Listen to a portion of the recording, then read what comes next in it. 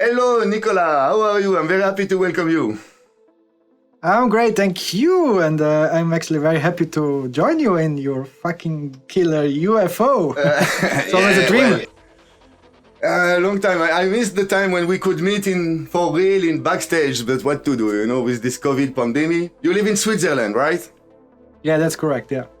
So in Switzerland, I guess you are locked down now? We have a soft lockdown, like the second one, and the first one was a bit harder, then we open up. And during the summer, like from June till September, we were actually quite easy here, and we even had some parties, and small ones. Up to 300 people were allowed outside. So we had a few nice little open airs outside. Yeah, that was really great. Wow, I think it was one of the only countries in the world that were allowed to do that. How did you spend your time during this lockdown? I mean, a lot of music, other projects? So like the first 2 months, I must be honest, I really enjoyed to stay at home because it was the first time after over 20 years traveling like a maniac. To sit at home for 2 months was actually very, very good for me, and I got really balanced again and relaxed and so on. But then it became a bit weird.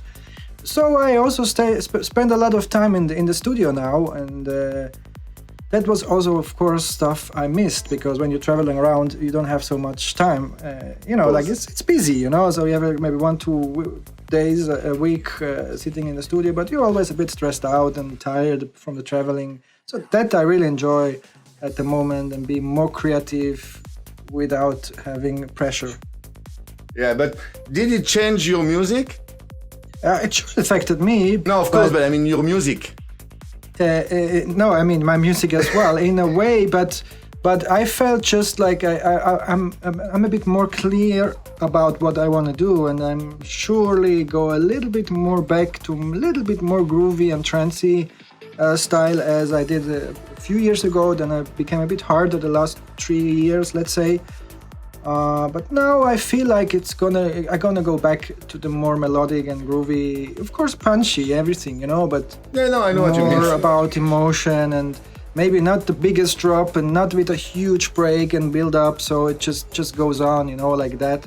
So like a bit more classic, let's say. I'm trying, but Well, less of course the dance floor in a way. 2020 stuff. Less dance floor. A little bit less dance floor, but I was never really into like big breaks and bit build-ups and smashing the floors. I mean, of course, but you have some you big do hits it. that move the Yeah, dance but floor. I've seen by it- my eyes. No, come on. No, of course, but it's like sometimes it's many artists doing it very intentionally, and it's just about that, and having a big kick and bass coming afterwards after the drop. That was never ever my goal, actually. I just wanted to always tell a story and have some meaning in the track, or some message, or some nice melody. More a touchy thing, more an emotional vibe thing, instead of the biggest drops and the biggest kick and the biggest basses. Yeah, I know what you mean, and that's why you're one of my favorite in your style, for sure, for a long time. Tell me, what is your latest release for the last month? But just 2 weeks ago, I released a remix to Vini Vici. Actually, it's Vini Vici, Emok, Martin Weiss, and Off Limits, called In and Out. So I made a remix to them, which was quite challenging, because it's like 7 people actually worked on the original.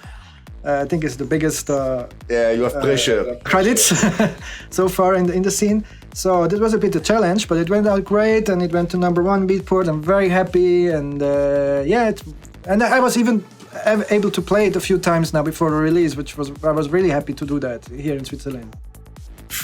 Cool to be able to play one of your new latest releases. Yeah, because it's important to test it, Of course. test it on the dance floor, and without that, it's quite difficult at the moment. Yeah. Wow, nice. So you have also this radio show with Yoni. He spoke about it in the first episode of Trance News. So it's Cyanation, right? Yes, Cyanation Radio, together with Ace Ventura, my brother in crime.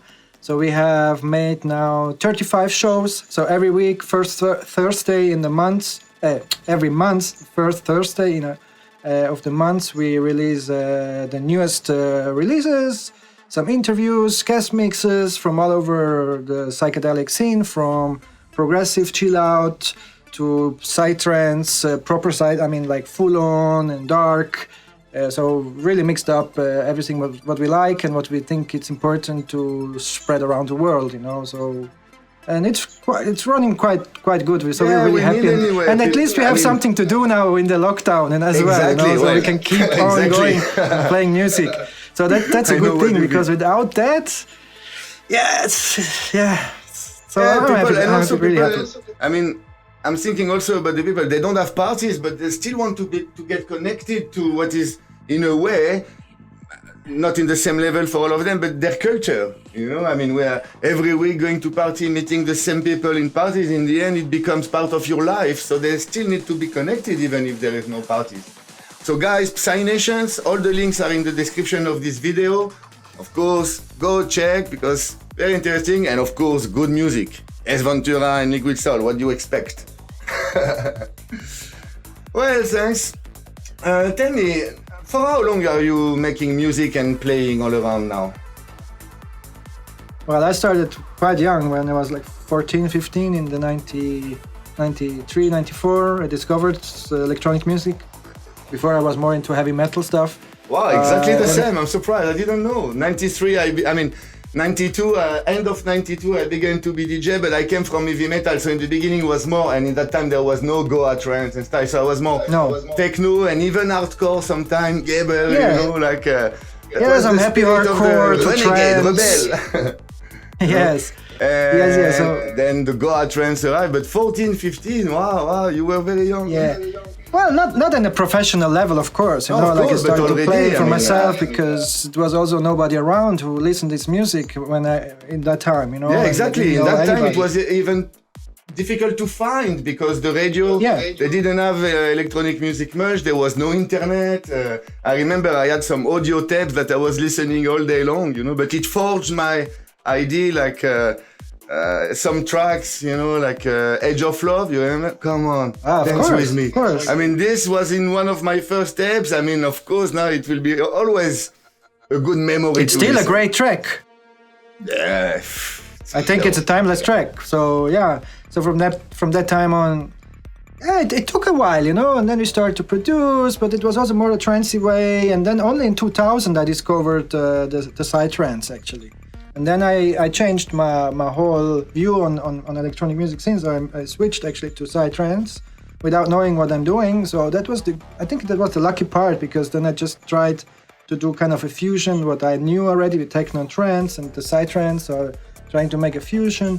It was also not so fast, it was like 130, 35 BPM, more groovy and stuff, and somehow it just kicked in, you know, like I think I had a good timing with this new kind of progressive trance vibe, so and then everything started once again.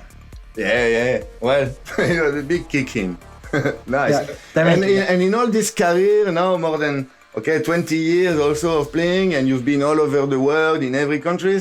What are, if I ask you, like the first artists that pop to your mind now, if I tell you like some amazing venues, like unusual ones?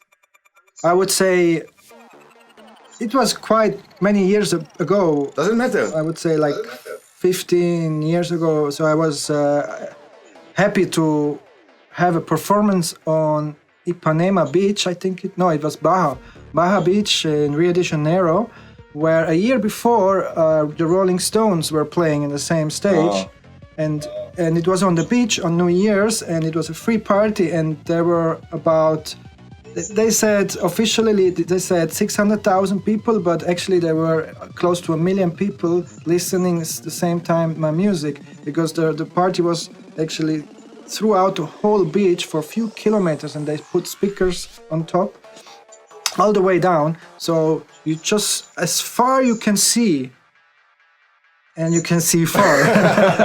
More like people. Of course, it was not psytrance people all over. But it doesn't matter. It's a memory that, and to but be it doesn't matter. But this was the beach. Huge and intense, you know. Near Copacabana? Yeah. It's like 2-3 beaches. Yeah. Copacabana, Ipanema. Further. Wow. And then Baja, exactly. Yeah. Well, so that was, for example, a special one. Even you don't really realize what's going on there, but it was huge, you know, like. Yeah. Wow. Yeah, Brazil is always huge anyway, but this 1 million people, Yeah. I don't know even what it. I don't know. Well, I know because I've been in the Jean-Michel Jarre concert when I was kid. There was also 1 million, but wow. I mean, to play your music. No, you can't. I mean, you It's must have impossible to imagine even. How you say in English? Goosebumps. Goosebumps. Yeah. Wow. Woof. Nice. Yeah, that was special. Yeah. Yeah, of course. Definitely. Well, I hope I will find the image of it for while we are talking to put on the screen. Let's see. It's a challenge. But I think it's a very cool one. But before to let you go back to what you were doing in your house, as I'm sure you had some amazing moments in amazing parties, like you said, no, you had also some crazy DJ story live. So I see you in a minute for this. So the Ozora story. The Ozora story is like that. I think it was in 2012. I'm talking about this because many people were there and experienced the same as me. Because I was playing with Ace Ventura together as Liquid Ace. We're supposed to have like a 2-hour set in the afternoon in Ozora Festival 2012. And then suddenly the police raided the place. Means like there were about, I think it was 800 police officers plus a SWAT team. SWAT team actually raided the backstage where many of the artists were, and some of my artist colleagues, they actually had to run away and jumped over the fence and disappeared, like it was really crazy because they came full Rambo style. And on the dance floor, while we were playing, they surrounded the whole dance floor and just stand there, and the promoter came to us while we were playing and said like, bro, guys, just don't stop playing, because in the moment we stop the music, they're gonna raid the place and arresting people, So we need to keep the music going. So the safest place in the whole festival was actually on the dance floor. So everybody came to the dance floor and danced their ass off. And we were playing some funny tracks with some funny sentences, about, stuff. And it was kind of epic, So we kept on playing.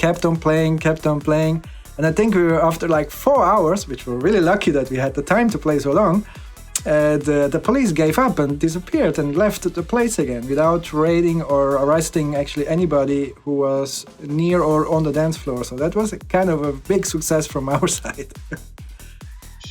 Wow. Yeah, it was funny. Wow. But you haven't been arrested?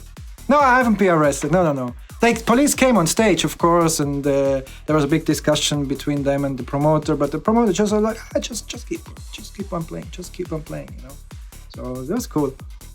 Wow, it can be scary in some countries. I mean, it was a bit scary, but in a way it was cool because we won the fight in the end, Yeah. You look so nice, but you are a naughty one. Sometimes. Were you already arrested in another country? I was, yes. I was arrested in India once. Also, I was playing, and the police came, raided the place, and then they took my laptop. And at that time, we were still playing live facts, So I played with my laptop and some gears. So they took everything, including me, and drove to the police station. But after a while, they let me go because they realized I had nothing to do with the party, actually. But they didn't understood because they were not really. I didn't really understood what's going on. It's so safe. Yeah. I mean, I've been arrested myself in a few countries. What a surprise! But India, I think I would have been scared a bit. Yeah, no, I was scared, of course, and but like if you, I mean, I had nothing done wrong, and it was not my party. I was just performing there, and when they understood that, they let me go, but it took a while that they understand because they didn't understand the concept, I don't blame India. I love India. Yes. But it's one of the countries where, let's say, to stay politically correct, that there can be a little bit of corruption. Look, it happened because they came actually before already, and then they had to pay, the promoter had to pay the police to keep on going the party, and then they came back and they wanted more money, And actually, he paid again. And when they came back the third time, it was about 2 o'clock in the morning, because we actually supposed to start at around midnight. That's normal in India. Then they arrested us, and me and the promoter, and they took all my stuff. Actually, I was actually scared most because of my equipment, because if I lose my laptop, where my life is in, like an artist, you travel so much, you have to have everything there with you. So that was actually my scariest point, besides ending up in jail, because it's hard to end up in jail if you don't have anything on you, or doing something illegal. But so it was not my part. I was just performing there. But the police wasn't that smart and understood that I have nothing to do with the party at all. Like I'm not a promoter. I'm just an international act. And then they started, where it became okay. And you are from Swiss also. It can help. Yes. Swiss is always welcome, actually. Swiss passport. Yeah, it's like a nice red passport, and that's good, yeah. Well, thanks, Nicolas. It was very nice. And now, before to let you go, last mission is the bubblegum interview. Woo-hoo.